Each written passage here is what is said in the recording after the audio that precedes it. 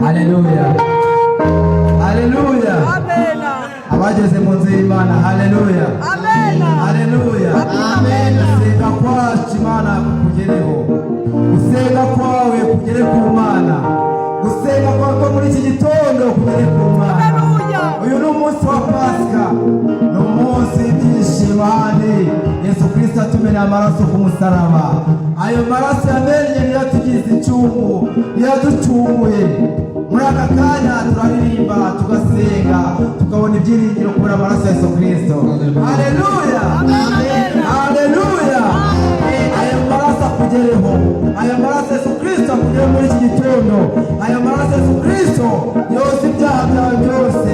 Abashe kuguhumuriza, abashe kugukomeza, abashe kuguhumura, ubashe kubona ibikurwanya, ubyirukanire kure. Haleluya. Amen.